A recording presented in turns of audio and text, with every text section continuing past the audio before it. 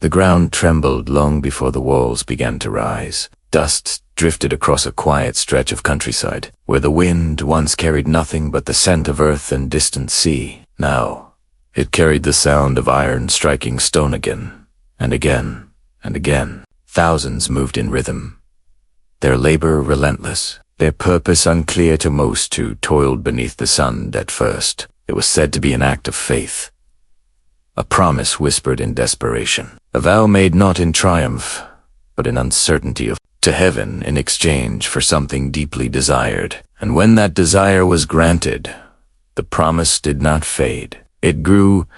What began as a gesture of devotion slowly transformed into something far greater. Stones multiplied. Plans expanded. What was meant to be modest became monumental, and with every passing year, the structure seemed less like a place of worship and more like a declaration. By the second decade of the 18th century, the ambition had a name king, João V of Portugal. Fueled by the endless flow of gold from Brazil, his ambition knew few limits. The Palace of Mafra would not simply honor faith, it would rival empires. It would speak to Rome itself. It would stand as proof that Portugal, once diminished, had risen again. But beneath its grand design lay quieter truths of exhaustion, of sacrifice, of lives shaped and spent in service of a dream they did not choose. And as the walls climbed higher, so too did a question no stone could silence. Was this monument an offering to God, or to power itself? Asterisk. In the closing years of the 17th century, Portugal was a kingdom still learning how to stand firmly on its own shadow. The echoes of the Restoration War had not fully faded, and though independence from Spain had been secured decades earlier in 1668, the memory of vulnerability lingered quietly within the royal court. It was into this fragile confidence that João Francisco Antonio José Bento Bernardo was born in 1689, a child of the House of Braganza, destined to inherit not only a crown but the burden of restoring its meaning. I was born into a kingdom that feared its own silence. One might imagine him reflecting, had he ever spoken so plainly, for in the corridors of the palace, silence often carried more weight than words. His father, King Pedro II, ruled with caution rather than spectacle. He understood the limits of power in a recovering nation, choosing stability over grandeur. The court he maintained was orderly, restrained, and deeply influenced by the church. Religion was not merely belief, it was structure, authority, and identity, and for the young prince, it became something more. A language through which power could be expressed without question. God grants kings their place, a tutor once reminded him during his early lessons, and if a king honors God, the young João reportedly asked, then his kingdom will flourish, came the answer.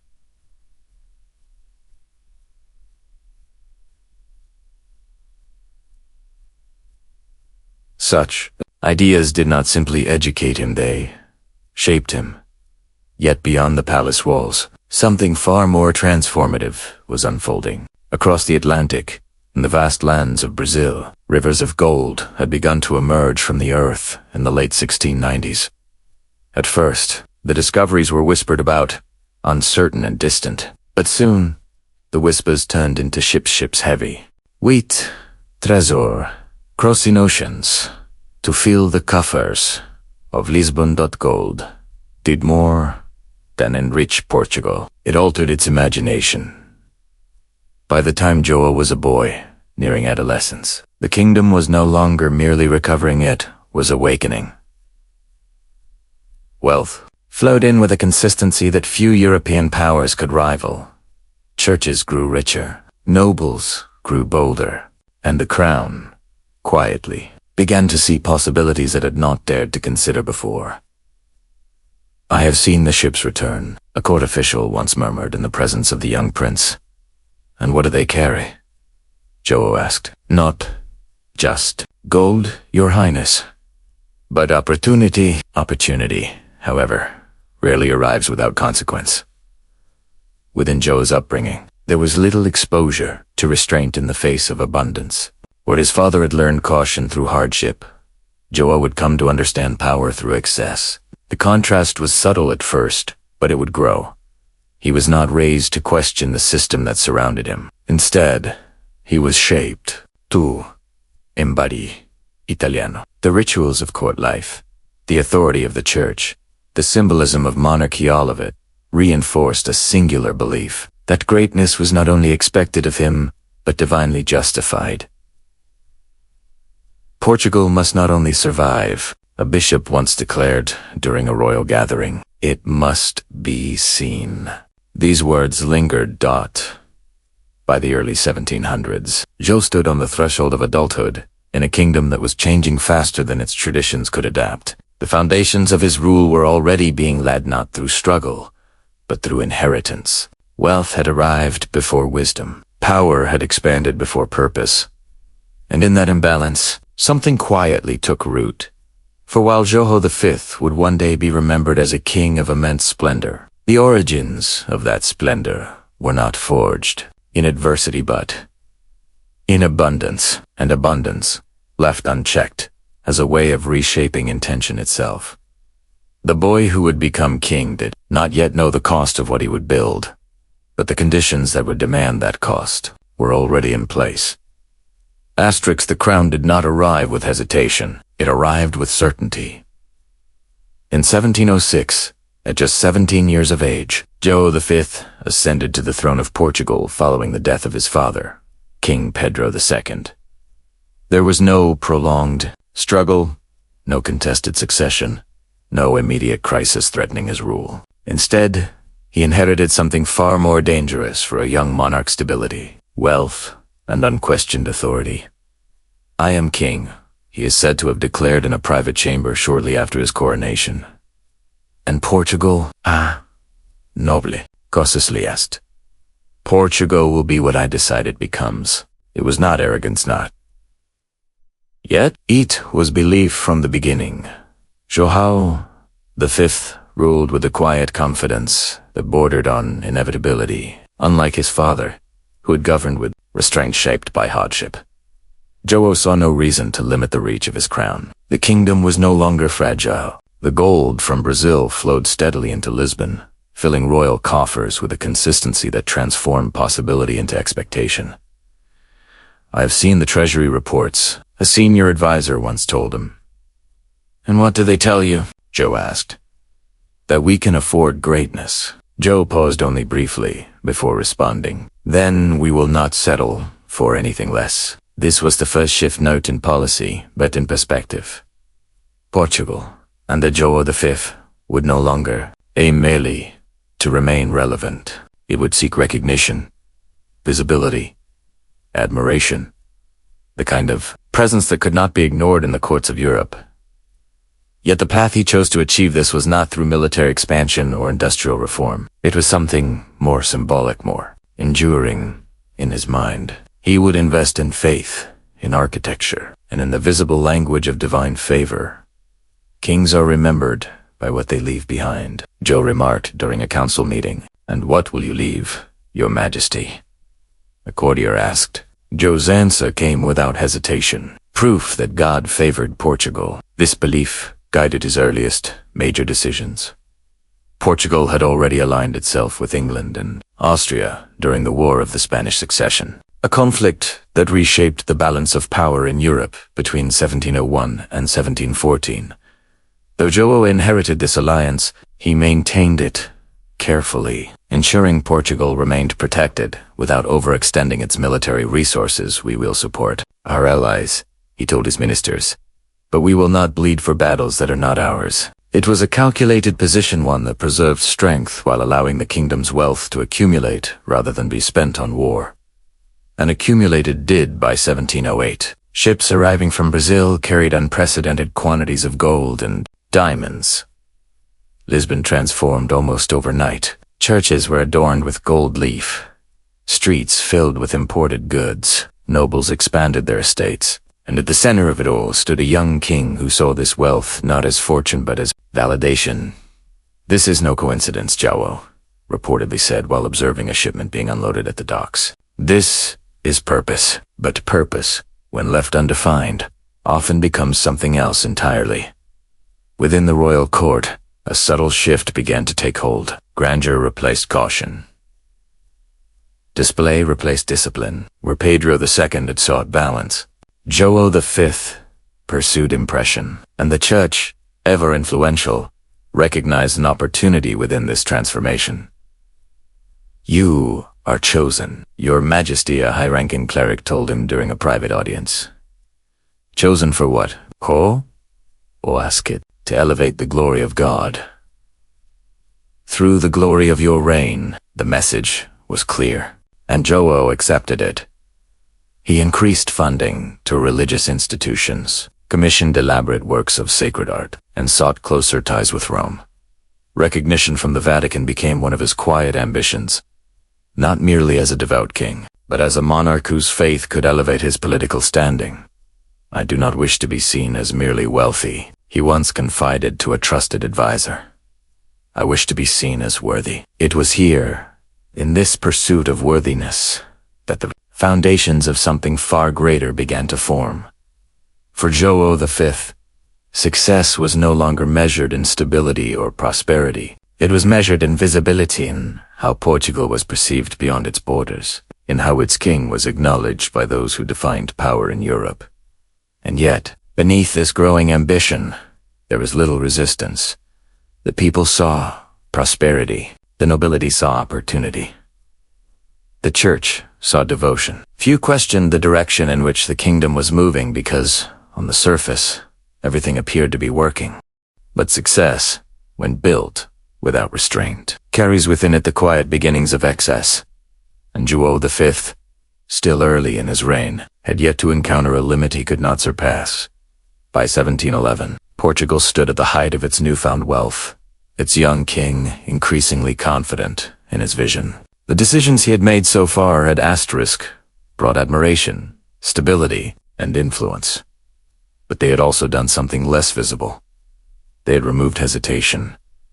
And without hesitation, ambition begins to grow unchecked. The first successes of João V did not simply strengthen his rule, they reshaped it. They transformed a cautious monarchy into an ambitious one, a restrained court into a magnificent one, and a king, once guided by inheritance, into a ruler guided by something far more powerful, the belief that nothing he desired was beyond reach. By the second decade of the 18th century, Portugal no longer resembled the cautious kingdom João V had inherited. It had grown confident, almost radiant with wealth, its identity reshaped by the steady arrival of gold from Brazil. Lisbon, once marked by recovery and restraint, now shimmered with possibility. Churches gleamed with ornament, noble houses expanded, and at the center of this transformation stood a king who had begun to see power, not as something to preserve but something to display.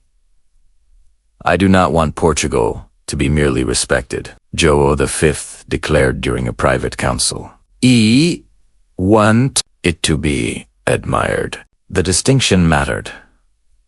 Respect could be earned quietly, through stability and prudence. Admiration, however, required spectacle. It demanded visibility, symbols that could not be ignored. Statements that spoke not just to those within the kingdom, but to the courts of Europe and, perhaps most importantly, to Rome.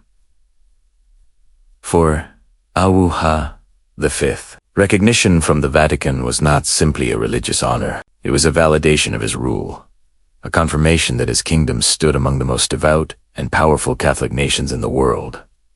"If Rome acknowledges us," he once said to a trusted cleric, "then the world will have no choice but to follow." And so, his focus sharpened. Portugal's wealth allowed him to pursue influence in ways few monarchs could afford. He increased his patronage of the Church, sending lavish gifts to Rome: gold, art, and sacred objects crafted with extraordinary detail. Portuguese embassies carried not just diplomatic messages, but displays of opulence designed to impress the papal court. "We will not arrive as petitioners," Ho insisted. "We will arrive as equals." Yet even as his ambitions extended outward, something more personal began to take shape. Within the walls of the royal palace, There was a growing absence and uncertainty that wealth could not resolve. João V had married Maria Anna of Austria in 1708, strengthening alliances and reinforcing his position among Europe's royal houses. But for several years, their union produced no heir. And in a monarchy, the absence of an heir was not merely a private concern. It was a shadow that stretched across the future. God has given us everything, Joel reportedly confided in a moment of rare vulnerability. And yet, he withholds the one thing that secures it. The concern deepened with each passing year. Court whispers grew quieter, but more frequent. The expectation of continuity, the unspoken promise that the dynasty would endure, unfulfilled. It was in this uncertainty that João V turned, once again, to faith.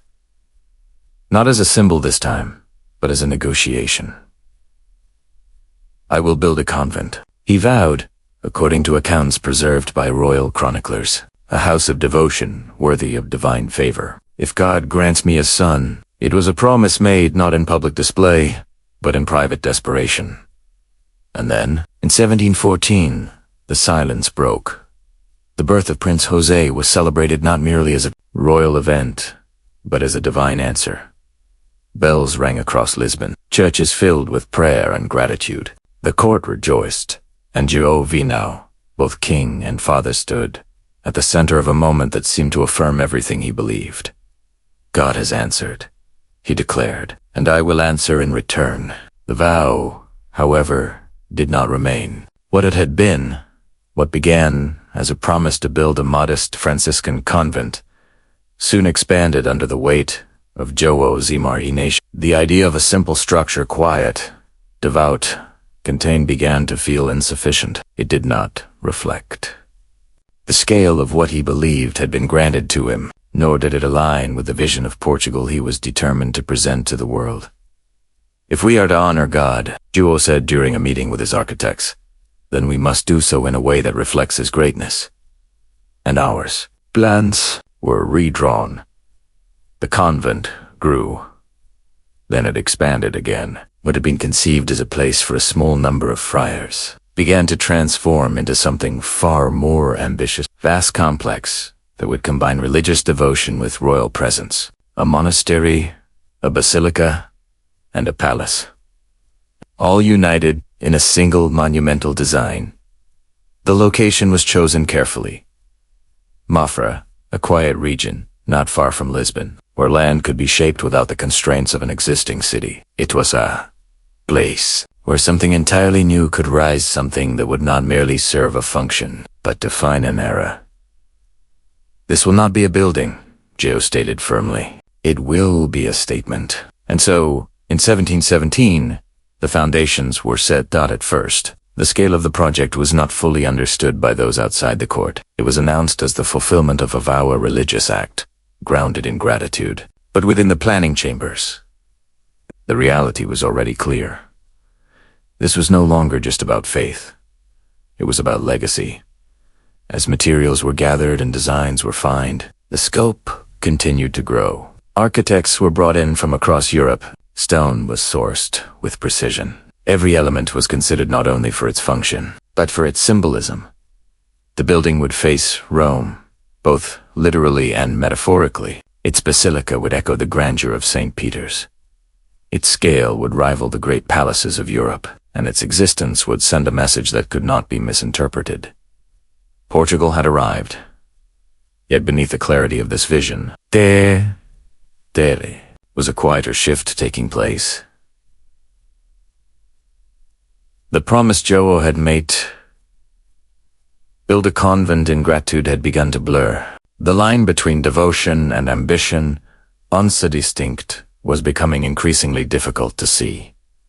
Is this still about faith? A court official once asked in hushed tones. Or something more? There was no clear answer.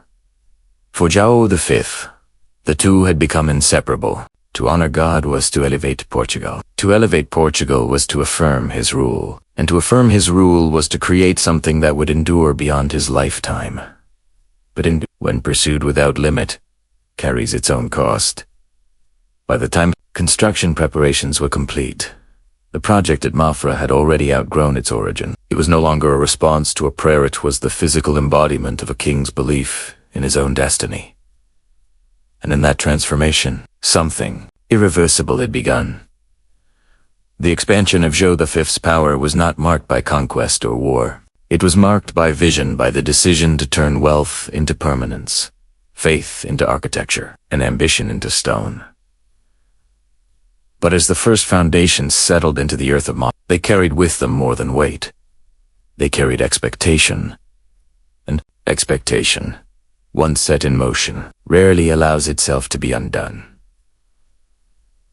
The first stones of Mafra were laid in 1717 with a quiet certainty that concealed the scale of what was to come. At its core, the project was presented as a fulfillment of a vow of Franciscan convent, modest in purpose, grounded in humility, and intended to house a small community of friars devoted to prayer and service. But even before the foundation had settled, something within the vision had already begun to shift. "This will be a place of devotion," one royal official announced during the early stages of planning, "and nothing more." A Franciscan representative asked carefully.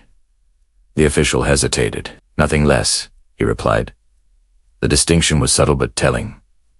At first, the Franciscans welcomed the king's promise. Their order was rooted in simplicity, in the rejection of excess, and in the belief that faith was best expressed through restraint. A convent built in gratitude for divine favor, aligned in principle with everything they represented. But as the plans were reviewed, concerns began to surface. "This is larger than we expected," one friar remarked while examining the early designs. "We are being honored," another responded. "Or transformed," came the quieter reply.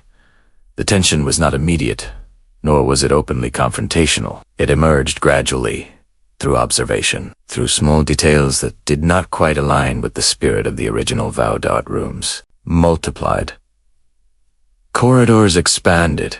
Decorative elements were introduced not as necessity, but as intention. "This is not how we build," a senior Franciscan finally stated during a meeting with the royal planners. "And yet, it is how the king wishes to honor God," came the answer. It was here that the first true conflict began to take shape, not as a battle, but as a divergence. On one side stood the Franciscans, guided by centuries of tradition that valued humility above all else. On the other stood a monarch who believed that greatness, when directed toward faith, was not excess but devotion elevated.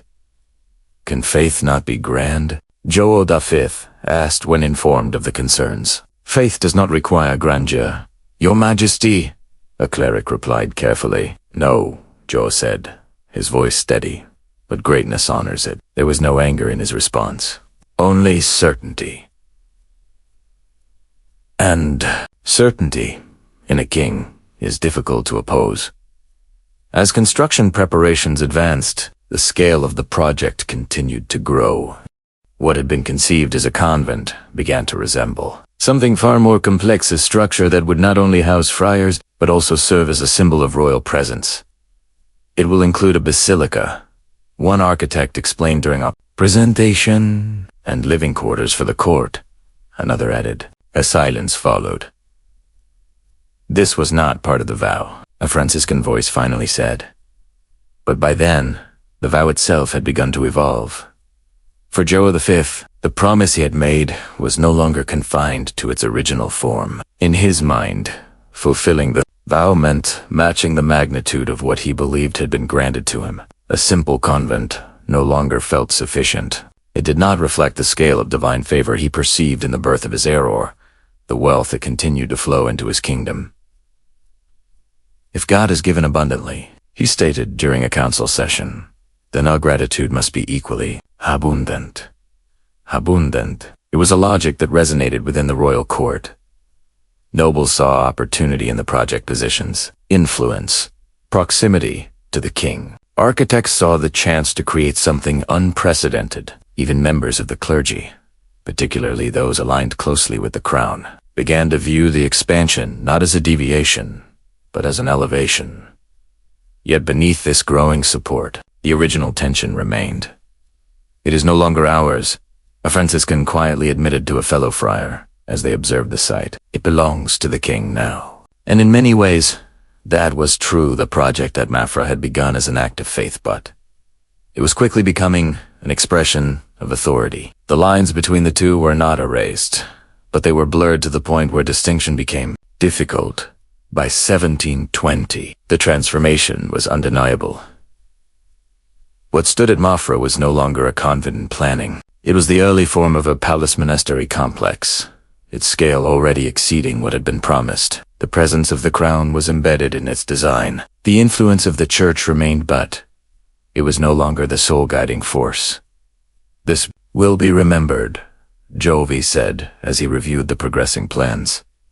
"Yes, Your Majesty," an advisor replied. "But for what?" the king asked. The question lingered for the Franciscans. It was a moment of quiet realization that their role within this project had shifted from originators to participants in something they did not fully control. For the court, it was the beginning of a new symbol of power. And for João V, it was the first step towards creating a legacy that would extend far beyond the limits of a vow. The conflict had not erupted into open resistance. There were no protests, no declarations of opposition. Instead, it settled into something more enduring: difference in belief, in purpose, in understanding. Faith, for some, remained rooted in humility.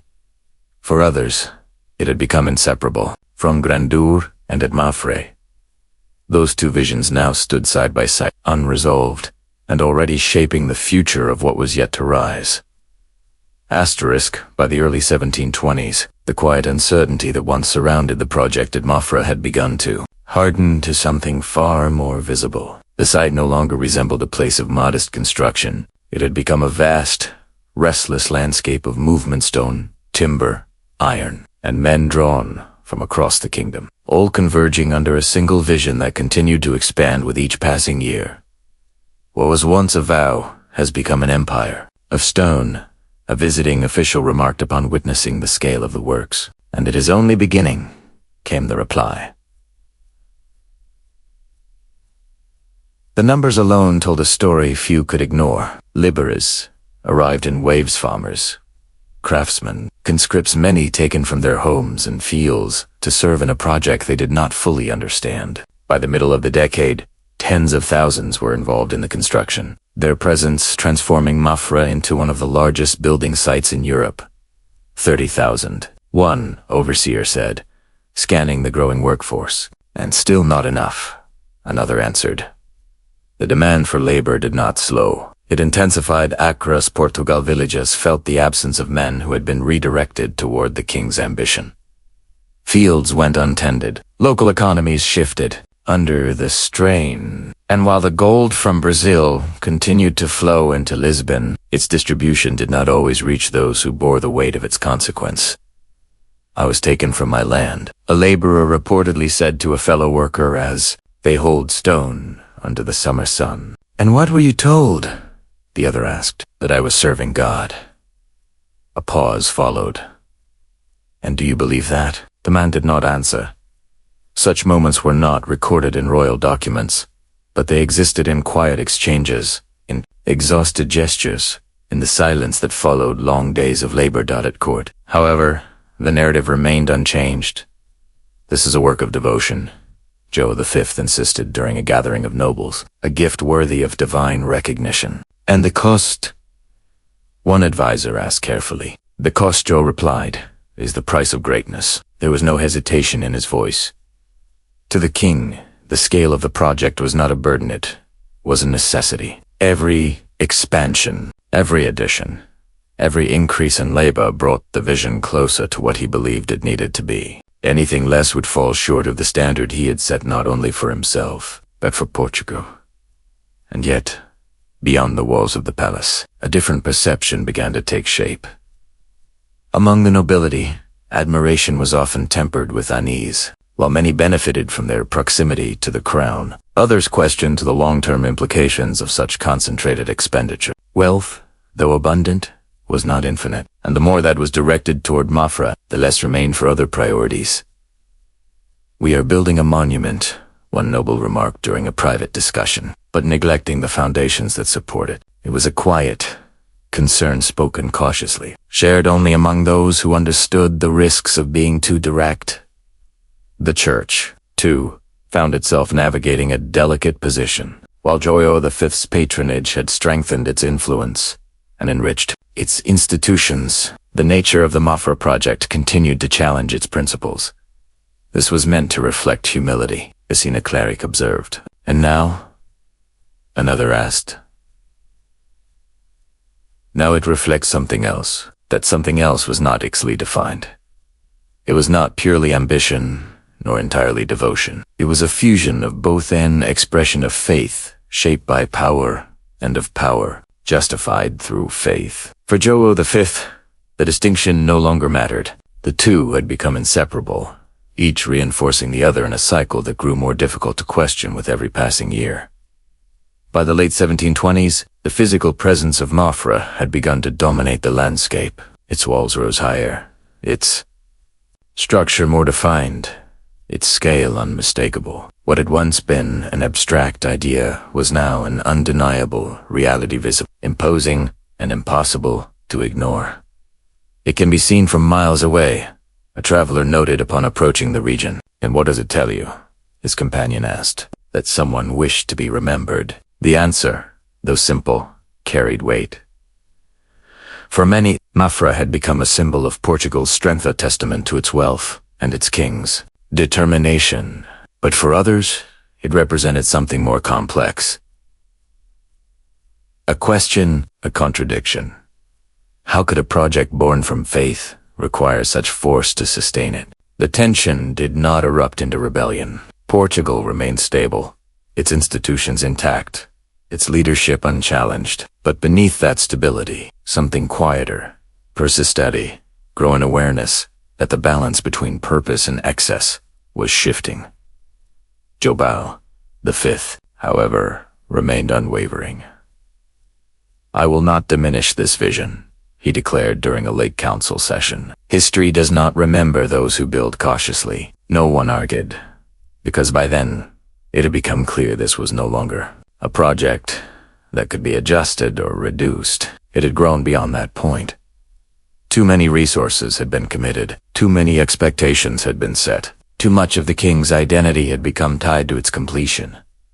And so, the work continued. Stone by stone, year by year.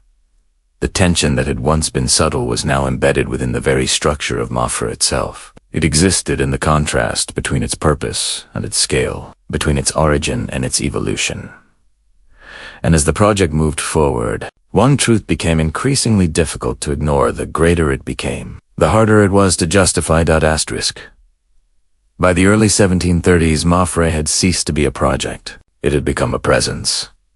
Its rising walls no longer belonged only to the plans of architects or the commands of a king. They belonged to the imagination of a nation that was beginning to see itself differently. What had once been questioned in quiet conversations now stood too vast to ignore, to complete, to dismiss. The structure, still unfinished, had already begun to reshape how Portugal was perceived both within its borders and beyond them. It is unlike anything we have built before, a noble remarked, while observing the growing complex, and that is precisely the point. Another replied. The narrative surrounding Mafra had begun to change. Where there had once been hesitation, there was now a careful acceptance. The scale, once seen as excessive, was increasingly framed as necessary. After all, Portugal was no longer a struggling kingdom. It was a nation enriched by its empire, sustained by gold, and led by a king who believed that such wealth demanded expression. We cannot hide what we have become, a court advisor stated during a gathering in Lisbon. If we do, others will define us in our silence. And so, Mafra became that definition. Foreign visitors arriving in Portugal carried news of its construction back to their own courts. Reports described its size, its ambition, its unmatched scope. Comparisons were drawn inevitably to Versailles in France, to the great architectural statements that had come to define power in Europe. Portugal builds as if it wishes to be seen. One diplomat reportedly wrote in correspondence, and perhaps another replied, "It finally can be." For João V, this shift in perception was not incidental, it was intentional. Recognition had always been central to his vision, not recognition born of fear, as in military dominance, but recognition shaped through admiration, through symbols that communicated wealth, devotion, and authority without the need for conflict. "I do not want Portugal to be feared," he once said. "I want it to be undeniable." Mafra was becoming that undeniability. The church, too, adjusted its stance.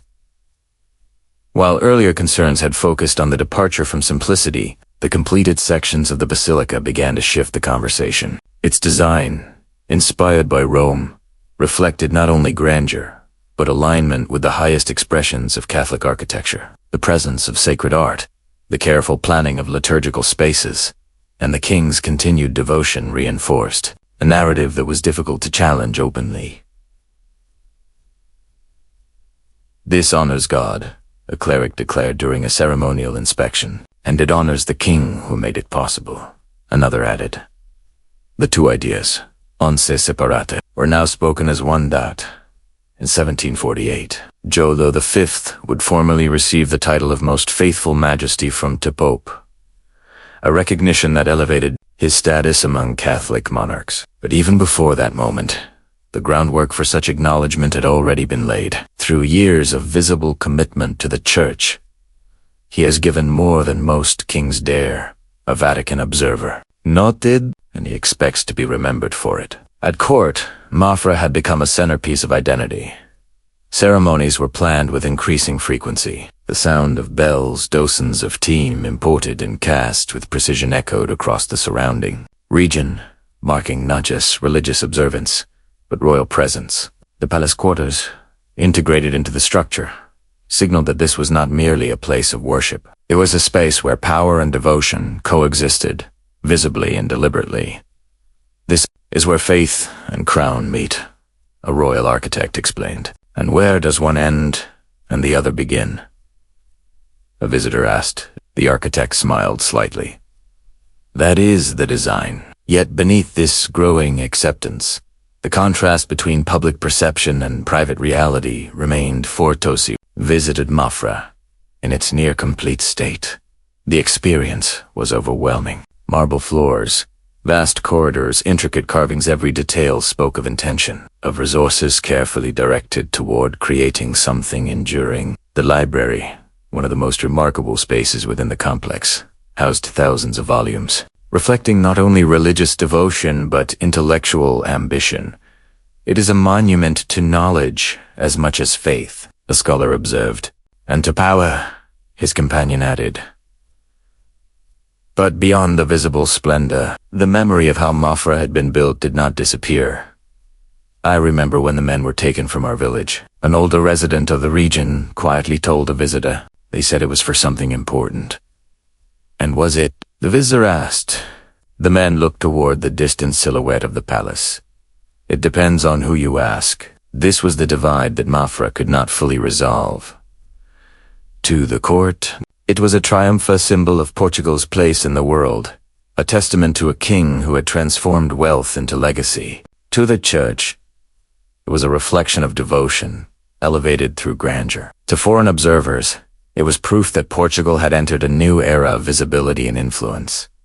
But to many who had lived through its construction, it was something more complicated. "It is beautiful," a laborer admitted while standing at the edge of the completed grounds, "but I cannot forget what it took." His words did not echo through the halls of the palace. They remained where they were spoken, quiet, personal, and as Ali overlooked in the presence of something so vast. By the late 1730s, Mafra had secured its place within the identity of the kingdom. It was no longer questioned in the same way it once had been. It had been accepted, integrated into the narrative of Portugal's golden age, celebrated as an achievement rather than debated as a choice. And yet, acceptance does not erase origin. João V, now firmly established as one of the most powerful monarchs in Europe, had achieved what he set out to do. Portugal was seen, it was recognized, it was admired. But in becoming a symbol of that admiration, Mafra had also become something else, a reflection of the delicate balance between what a nation shows the world and what it carries within itself. History will remember this, João said during a final inspection of the near-complete structure. Yes, Your Majesty, an advisor replied. But will it understand it? The king did not answer, because understanding, unlike admiration, cannot be built from stone alone. Asterisk. By the 1730s, the Palace of Mafra was no longer a vision in progress. It was a reality approaching its final form. The structure had grown beyond anything Portugal had ever attempted, its scale now firmly established, its purpose no longer questioned in public discourse. What remained was not whether it would be completed, but how it would be completed and what that completion would ultimately represent. This is the final stage, a royal planner announced during a late council meeting. Final. Ho o quintarapea. Ted, his expression measured. No structure of this scale is ever truly finished, Your Majesty. Only revealed. The word lingered. Revealed. For years, Mafra had been a site of labor, of movement, of transformation. Now, it was becoming something else, a symbol waiting to be unveiled to the world in its full magnitude. The king's attention shifted. Accordingly, where earlier years had focused on expansion, the final phase centered on refinement. Every detail, every surface, every space within the complex was now subject to careful consideration. The goal was no longer to build Batu perfect. It must not only be grand as stated during an inspection. It must be complete. Completion. However, required resources that extended far beyond the boundaries of Portugal. Marble was imported from Italy, chosen for its quality and its association with the greatest architectural achievements of Europe. Sculptors and craftsmen from across the continent were brought to Mafra, their skills contributing to a design that blended Portuguese ambition with international influence. We are not building in isolation, the chief architect explained. We are building in conversation with Europe itself. The bells, among the most striking features of the complex, were commissioned with particular care. Cast in Flanders, they formed one of the largest collections of church bells in existence. Their sound designed to carry across great distances, a constant reminder of presence, of scale, of authority. When they ring, João, usai ring, their installation, they will not simply call to prayer. They will announce who we are. And yet, beneath this pursuit of perfection, the demands of the project did not lessen. The workforce remained vast, though the most intensive phases of construction had passed. The finishing stages required precision, coordination, and continued labor on a scale few could fully comprehend. Craftsmen worked tirelessly to complete intricate carvings. Builders adjusted and reinforced structures already standing. Every element had to align with the vision that had grown over decades.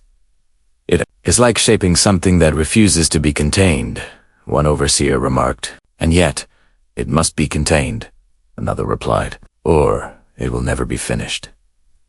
Time, too, became a factor.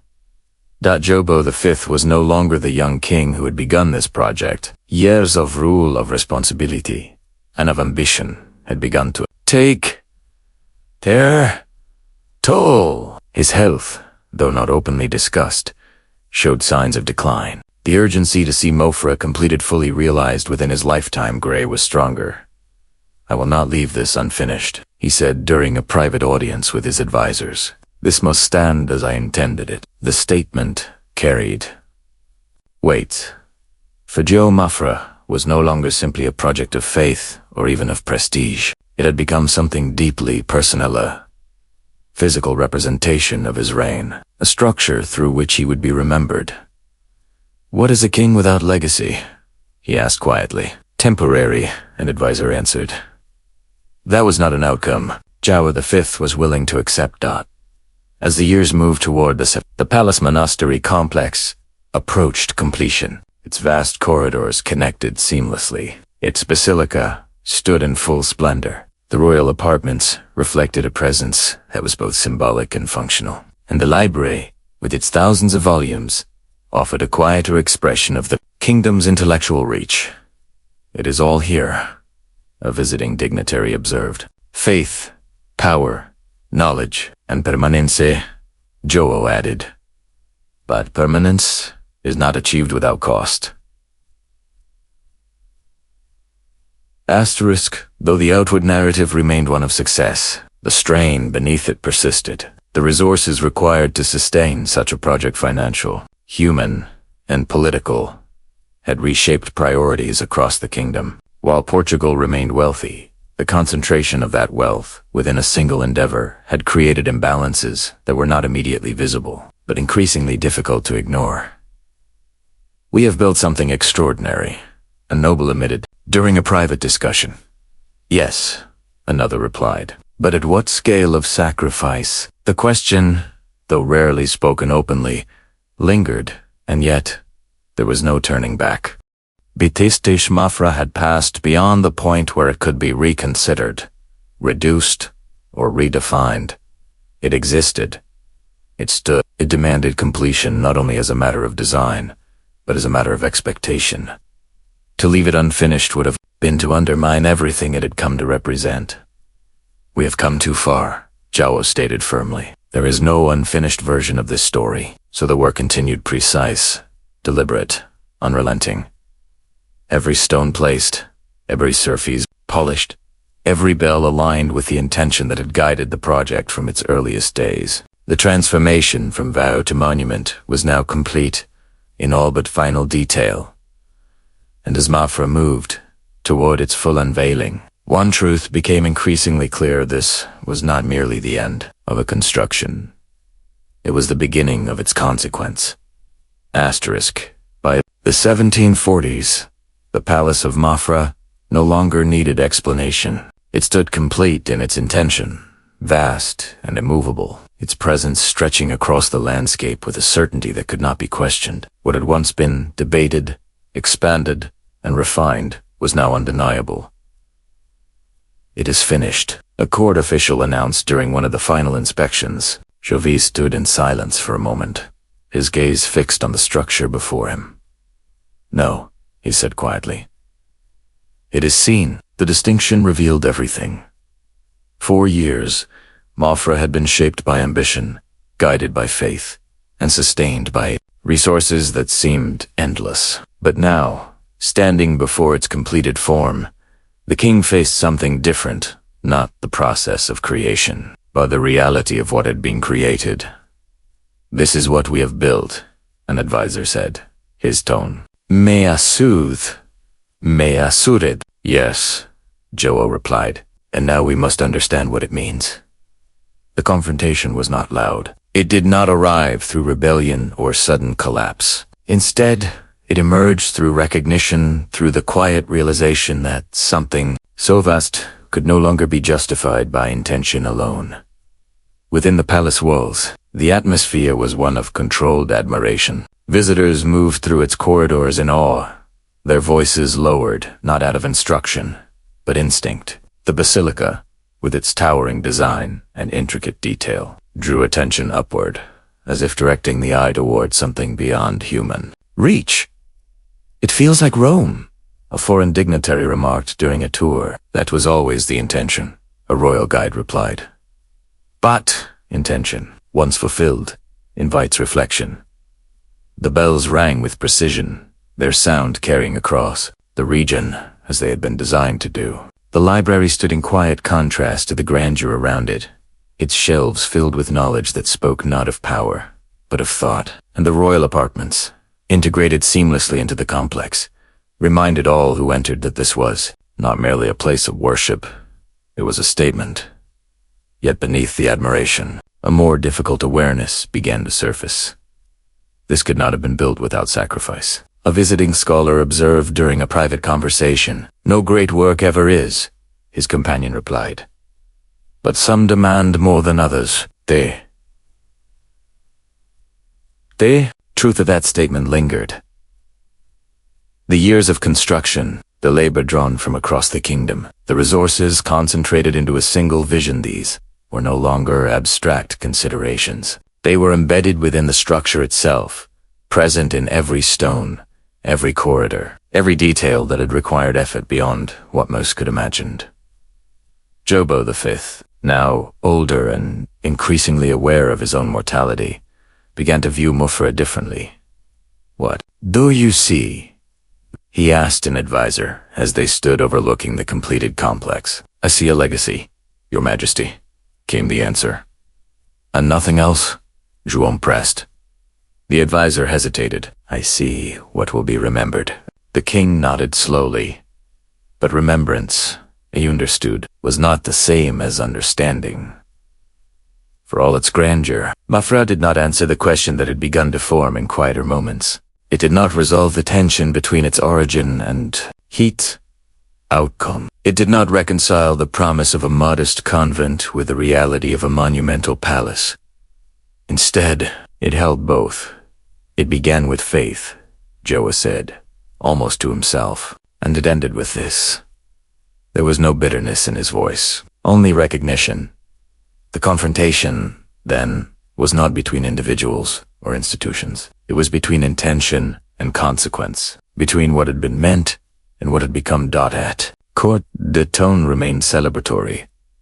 Ceremonies were held, visitors were received. The narrative presented to the world was one of triumph, a king who had transformed wealth into something enduring, a kingdom that had asserted its place among Europe's great powers. "This is Portugal," a court official declared during a formal presentation. "This is what we have achieved." And yet, beyond the formal language, there was an unspoken awareness that achievement and cost are rarely separate. "I walked through the halls today," a noble confided to a colleague, "and I could not decide whether I was impressed or unsettled." The response was not unique. Mafra inspired admiration, but it also invited reflection. Its scale demanded attention, but it also raised questions that could not be easily answered. It stood as proof of what Portugal had become, but also as a reminder of what had been required to reach that point. João V did not attempt to resolve these contradictions. Instead, he accepted them.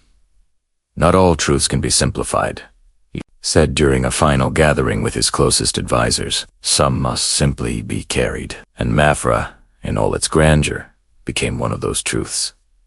The confrontation was complete not because it had been resolved, but because it had been recognized. The king had built what he set out to build. The kingdom had achieved the visibility it sought. The structure stood, complete and undeniable. But in standing, it revealed something more enduring than ambition alone. It revealed the limits of intention. And once those limits are seen, they cannot be unseen. Asterisk, when King João V died in 1750, the Palace of Mafra did not fall silent.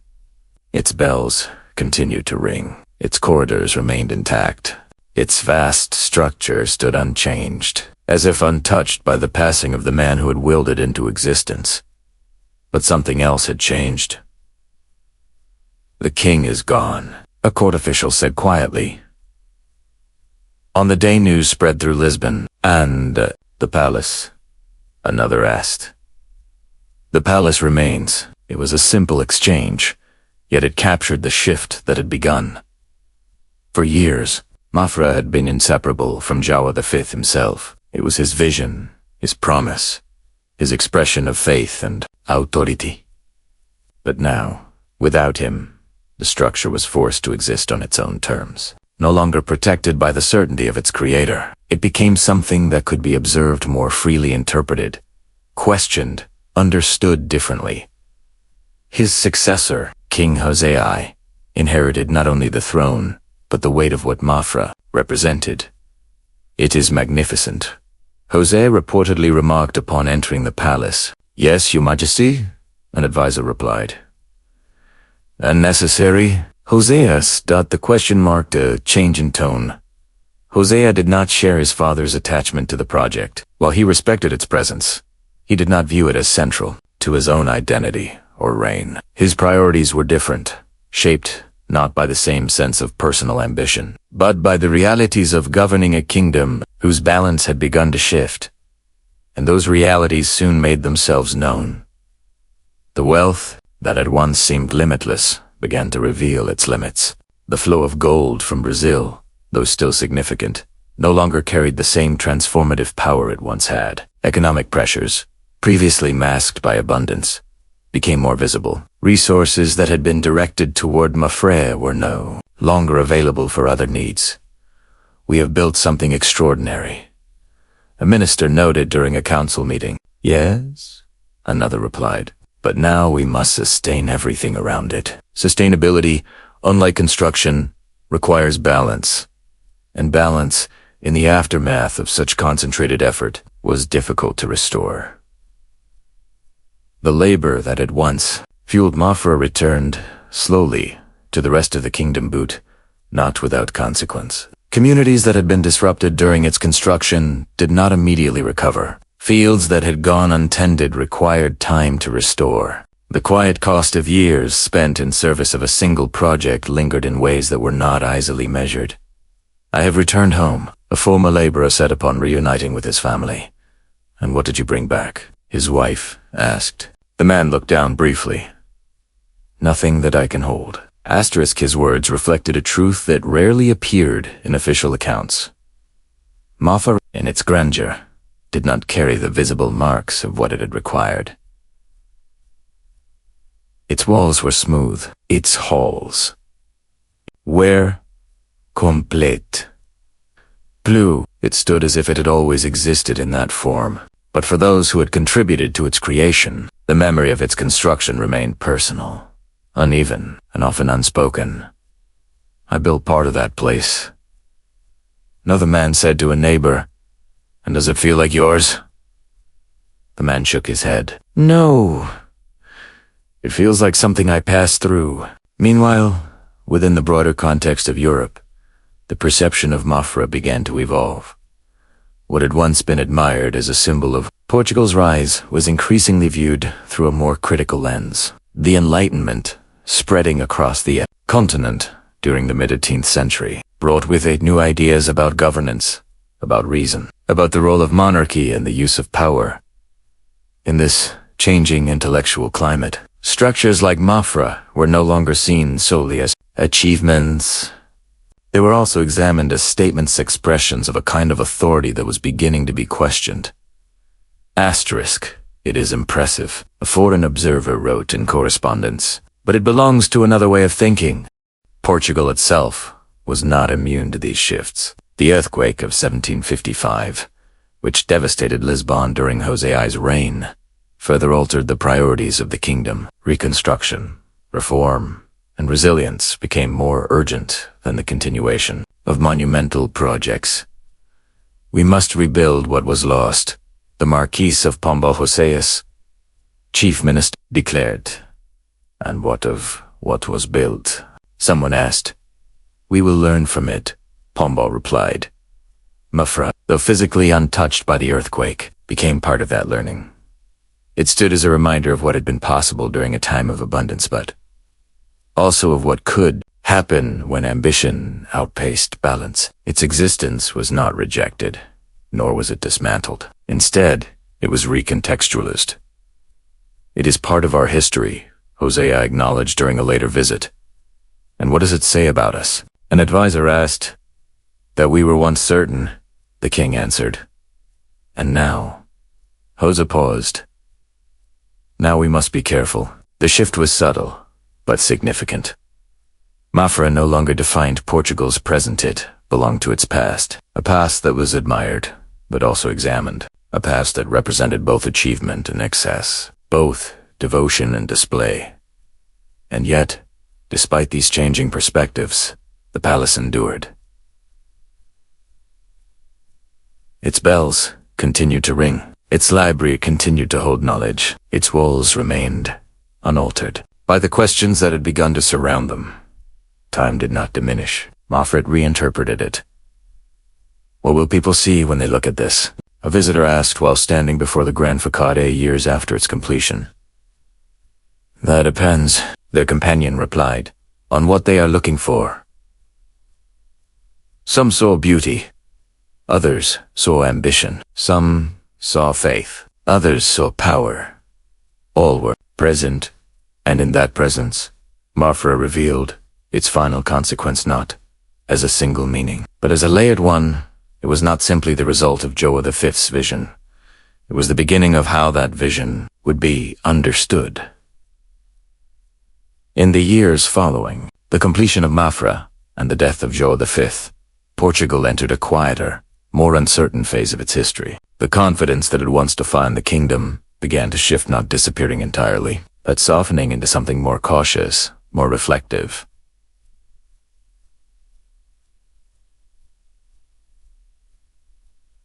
The grandeur remained, the structures still stood, but the certainty that had built them no longer held the same clarity. We inherited more than a kingdom. King João, I said, during a private council. We inherited its choices. Among those choices, none stood more prominently than Mafra. For João V, the palace had been an answer to a vow, to a vision, to a belief in what Portugal could become. But for those who came after him, it was a question. What had been gained, and what had been given in return? The answers were not immediate. At court, Mafra continued to be used for ceremonies, for royal presence, for moments that required a setting equal to their significance. Its halls carried the same echoes, its design the same weight, but there was a noticeable difference in how it was spoken about. "This is what my father built." "Jose?" I remarked during a formal visit. "Yes, Your Majesty," an advisor replied. "And what must I build?" Jose asked. The question lingered in the silence that followed. Unlike his father, Jose did not seek to define his reign through monument or spectacle. His challenges were different. The Lisbon earthquake of 1755 had reshaped not only the capital, but the priorities of the entire kingdom. Recovery demanded practical decisions, careful planning, and a focus on stability over display. "We cannot rebuild everything as it was," the Marquis of Pombal stated firmly during reconstruction efforts. "Then we must rebuild it as it should be," Jose replied. It was a subtle but important shift from preservation of image to reconsideration of purpose. Mafra, in this new context, became a point of quiet reflection. It was not rejected, nor was it criticized openly. Its presence was too significant, too integrated into the identity of the kingdom. But it was no longer the center of ambition. It was something that existed alongside it, a reminder, rather than a direction. I walked through Mafra this morning. A court official confided to a colleague. "And what did you see?" "I saw what we were. And what are we now?" The official paused. Something less certain, but perhaps more aware. This awareness shaped the internal battles of the time. They were not fought on fields or through open conflict. Instead, they unfolded within decisions: how to govern, how to allocate resources, how to balance legacy with necessity. For some, Mafra remained a source of pride. It shows what Porto was capable of, a noble argued during a discussion. "Yes," another replied, "but it also shows what we are capable of overlooking." The tension between these perspectives did not divide the kingdom, but it influenced it. It encouraged caution where there had once been confidence. It introduced reflection where there had once been certainty, and it reminded those in power that every decision, no matter how grand, carries consequences that extend beyond its immediate success. For Jose, this understanding became part of his rule. "I do not wish to erase what has been done," he said during a late council meeting. "But I cannot ignore what it has cost." The cost was not only measured in resources or labor, it was measured in direction, in how a kingdom chooses to define itself, and how it responds when that definition begins to shift. Mafra, in its stillness, became a silent participant. These considerations. Its walls did not speak. Its halls did not change, but its presence influenced thought, shaped discussion, and reminded those who walked through it of a time when ambition had moved without restraint. It is easier to build than to understand, a scholar observed while studying the palace years later. And which is more important? His student asked. The scholar looked around the vast interior before answering. Understanding, because it is what remains when the building is done. By the end of this period, Portugal had not rejected its past, but it had begun to interpret it differently. The battles that remained were no longer about expansion or recognition. They were about balance, about identity, about how to move forward without losing sight of what had been learned. And in that quiet shift, from certainty to reflection, the legacy of Mafra began to change. It was no longer just a monument of power, it was a measure of it. Time did not diminish Mafra. It refined it as decades passed. The urgency that had once surrounded its construction gave way to something quieter: observation, interpretation, and, eventually, preservation. What had begun as a project of immense ambition gradually settled into a presence that no longer demanded attention, but inevitably drew it. It feels different now, a visitor remarked while walking through the palace in the later 18th century. How so? Their companion asked. It no longer tries to impress, and yet it still does. The distinction reflected a deeper transformation. Mafra was no longer a statement in progress. It was a completed narrative, one that each generation approached, with its own understanding, its meaning. Once directed by João V's intention, had begun to expand beyond it. Within its walls, the symbols of its origin remained unchanged.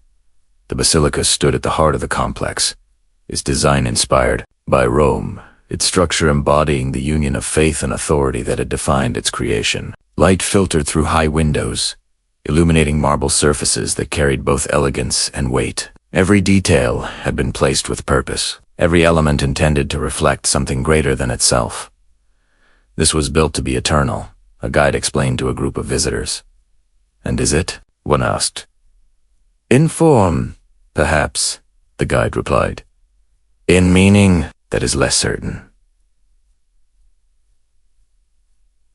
The uncertainty was not a flaw. It was part of what allowed Mafra to endure. The library, often described as one of the most remarkable spaces within the palace, offered a different kind of symbolism. Its long, symmetrical design, lined with thousands of volumes, represented not only knowledge, but continuity. Ideas preserved, collected, and organized within a structure built for permanence. It is quiet here, a scholar observed while standing among the shelves. Knowledge rarely needs to be loud, their companion replied. The presence of the library introduced a contrast that had not been central to the original vision, where the palace and basilica expressed power and devotion. The library suggested reflection. It did not demand admiration. It invited understanding. And in that invitation, Mafra revealed another layer of its identity. Beyond its interior spaces, the palace grounds extended outward, connecting the structure to the landscape that had once been transformed to accommodate it. What had been a site of intense activity of labor, movement, and construction became a place of stillness. It is difficult to imagine what this looked like before, a visitor said while standing at the edge of the grounds. Perhaps that is the point, their companion replied. The past, in many ways, had been absorbed into the present, yet traces of it remained not in visible marks. But, in memory, stories of the construction continued to circulate, passed down through generations, often in fragments, accounts of laborers, of effort, of the scale required to bring the palace into existence. These stories did not diminish Mafra's significance, but they complicated it. My grandfather worked here, one local resident told a traveler. What did he say about it? That it was something he could not fully understand. And you? The resident looked toward the palace before answering.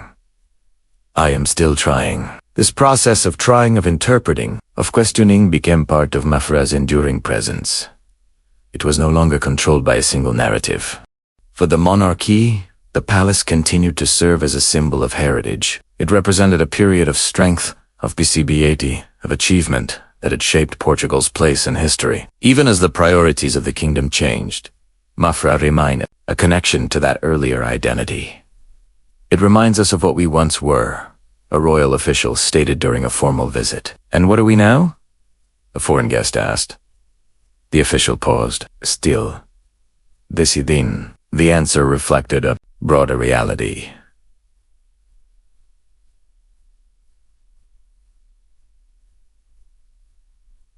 As Europe moved through periods of change, intellectual, social structures, like Mafra, they were no longer simply expressions of power. They became reference points, symbols that could be reinterpreted in light of evolving ideas.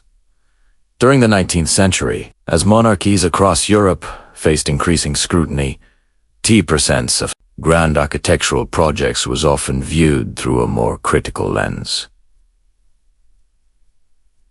"It is magnificent," a writer noted in an account of Mafra, "but it belongs to a time when magnificence was unquestioned." And yet, despite these shifts in perspective, Mafra was not abandoned. It was maintained, preserved, integrated into the cultural fabric of the nation. It has outlived the moment that created it, a historian observed while studying its history. "And what does that make it?" the student asked. "Something more than a moment. This endurance was not accidental.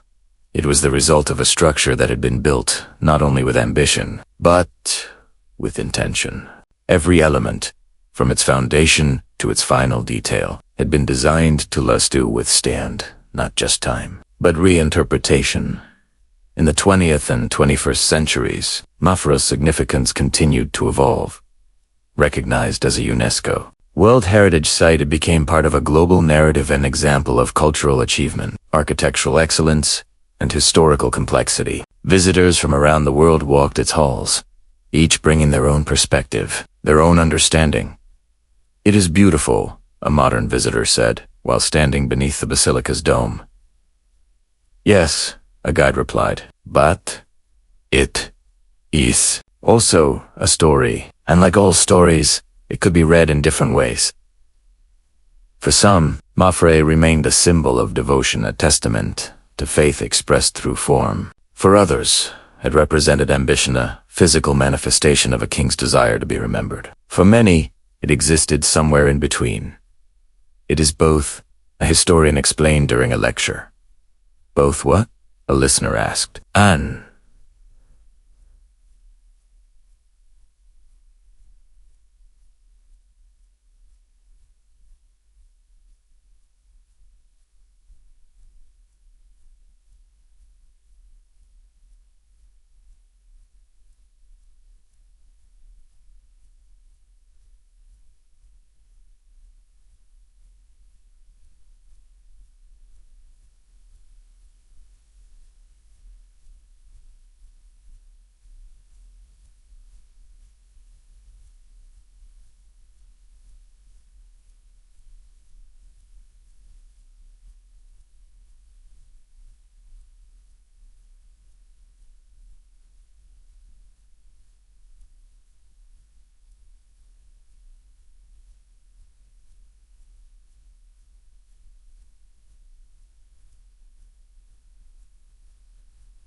Achievement. And the question, though not always spoken directly, persisted. What does it mean to build something so vast? What does it reveal about the time in which it was created? And what does it ask of those who inherit it? Mafra does not answer these questions. It holds them within its walls, within its design, within the silence that now defines its presence. The palace continues to exist as both monument and mirror, reflecting not only the ambition of João V, but the evolving understanding of those who come after him. "It stands," a visitor said simply while looking at the palace from a distance. "Yes," their companion replied, "and that is enough. But for others, it is not enough. Because Mafra is not only meant to be seen, it is meant to be understood."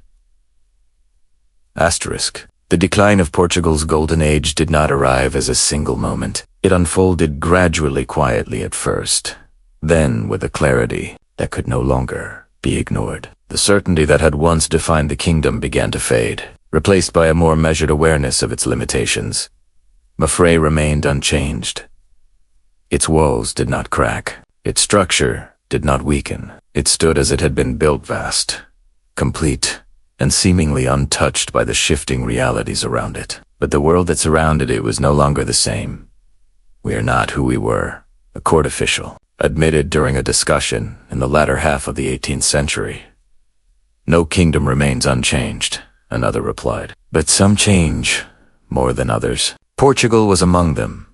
The wealth that had once fueled its rice gold and diamonds from Brazil began to lose its defining influence. While still present, it no longer carried the same transformative power. Other European nations advanced through industry, trade, and innovation, reshaping the balance of influence in ways that Portugal struggled to match. "We relied on what we had," a minister reflected. "And now? Now we must learn to build without it." The shift was not immediate, nor was it entirely within Portugal's control. It was part of a broader change in Europe, a movement away from displays of absolute monarchy toward more complex systems of governance and economic development. In this new context, Mafra began to take on a different meaning. "It is a reminder," a visiting diplomat observed while touring the palace. "Of what?" his companion asked. Of time when power was expressed differently." The statement was not dismissive. It was reflective. Mafra, once a symbol of Portugal's presence on the European stage, now stood slightly apart from it, a monument to a form of authority that was becoming less central to the future. And yet, it did not lose its significance. If anything, its meaning deepened. "It still commands attention," a traveler noted in a written account. "Yes," another replied, "but not in the same way. Where it had once been admired as a declaration of power, it was now viewed with a more nuanced understanding. Its grandeur remained undeniable, but it was no longer interpreted without context. It tells a story," a historian explained during a study of the palace. "And what story is that?" a student asked. "One of ambition, and of its limits." The limits were not visible in the structure itself. They were found in what followed. Portugal did not collapse. It did not disappear. But it no longer held the same position it once had. Its influence shifted. Its role within Europe changed, and its identity, once defined by certainty, became more complex. Mafra, in this evolving landscape, became part of that complexity. It was no longer the center of ambition, it was the memory of it. "I stood before the palace today," a visitor wrote, years later. "And what did you feel?" a correspondent asked. "I felt that it belonged to another time, but still had something to say. What it had to say was not fixed. For some, it remained a source of pride, a reminder of what Portugal had achieved during a period of extraordinary wealth and vision. For others, it served as a caution, a reflection of what can happen when ambition moves beyond balance. It is both," a scholar concluded in a lecture. "Both what?" a listener asked. "A triumph and a lesson." The two were not separate. They existed together, held within the same structure, expressed through the same stone. As the centuries moved forward, Mafra continued to presence unchanged, its meaning evolving. It was preserved, studied, visited, and interpreted, each generation adding its own understanding to the legacy it carried. "It will outlast us," a guide said to a group of visitors during a tour. "And what will it mean then?" someone asked. "That depends on who is looking." The answer, simple as it was, captured the essence of Mafra's final outcome. It did not fade. It did not diminish. Instead, it endured no longer as a symbol of what Portugal was, but as a reflection of what it had been and what it had learned. And in that endurance, it found a different kind of power. Not the power to declare, but the power to remind. In the end, the Palace of Mafra does not ask to be admired. It simply stands, stone layered upon stone, intention preserved within its walls, a vision made permanent in a way few human ambitions ever are. It does not change with time, yet time changes everything around it, reshaping how it is seen, how it is understood, and what it ultimately represents. For King João, Mafra was an answer to faith, an answer to power, an answer to a question he may never have fully spoken aloud how to be remembered. And in that pursuit, he succeeded. Portugal was seen. It was recognized. It was placed among the great powers of its time. Its presence no longer quiet, its identity no longer uncertain. Mafra achieved what it was meant to achieve. But achievement, as history often reveals, is rarely without its shadow. What was gained was visibility, influence, and a legacy carved into permanence. What was lost was less visible. It was found in the labor that built the walls, in the balance that shifted beneath the surface, in the quiet cost that does not echo through grand halls or ringed from cathedral bells. It was the cost of ambition moving forward without pause, a vision that grew so large, it could no longer be measured in simple terms of right or wrong. Mafra holds both truths. It is a triumph of design, of faith, expressed through form, of a kingdom at the height of its confidence. But it is also a reminder that power, when made visible, often carries with it what cannot be seen. Is it worth it? A visitor once asked, while standing before its vast facade. There was no immediate answer, because the answer depends on what one chooses to value what is built, or what it takes to build it. In the end, Mafra does not offer a conclusion. It offers a reflection that history's greatest achievements are not defined only by what they create, but by what they leave behind.